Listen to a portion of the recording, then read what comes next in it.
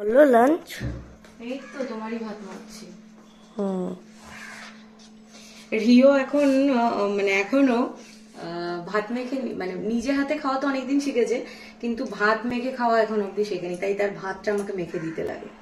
আর আজকে কিন্তু রান্না একদম সিম্পল রিও মেনুতে।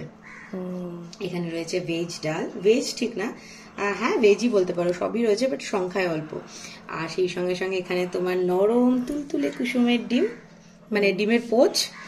আর সেই সঙ্গে এখানে রয়েছে হচ্ছে বড়ি ভাজা, আর রয়েছে এখানে তোমার favourite Mac and fry.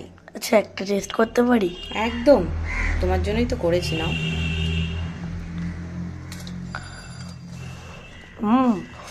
Heavy হচ্ছে। হেভি হয়েছে? আচ্ছা। আর এটা ম্যাক এন্ড ফ্রাই না, এটা অ্যাকচুয়ালি হচ্ছে ফ্রেঞ্চ ফ্রাই। কিন্তু রিও যখন সদ্য আদো আদো কথা শিখেছে সেই সময় থেকে এটাও ভীষণ পছন্দ করে, আর তখন ও বলতো হচ্ছে এটাকে ম্যাক এন্ড ফ্রাই, ওই আদো আদো ভাষায় ম্যাক এন্ড ফ্রাই, ওই যে ম্যাক এন্ড ফ্রাই পাওয়া যায় প্যাকেট, সেটাই। তো তারপর থেকে আমিও ওকে এটা ম্যাক এন্ড ফ্রাই বলেই বলি। আর আজকে একদম সিম্পল লাঞ্চ, তার কারণ হচ্ছে রিওর বাবা আজকে সকালে বাজার করে যেতে পারেনি, ঘুম থেকে উঠতে তার দেরি হয়েছে, আবার এদিকে ফ্যাক্টরি যাওয়ার তাড়া ছিল, সেই জন্য ঘরে যা ছিল বেশি সবজিপাতি ছিল না, তাই দিয়ে আজকের এই সিম্পল লাঞ্চ। চলো তুমি লাঞ্চ করে নাও, সবাইকে টাটা।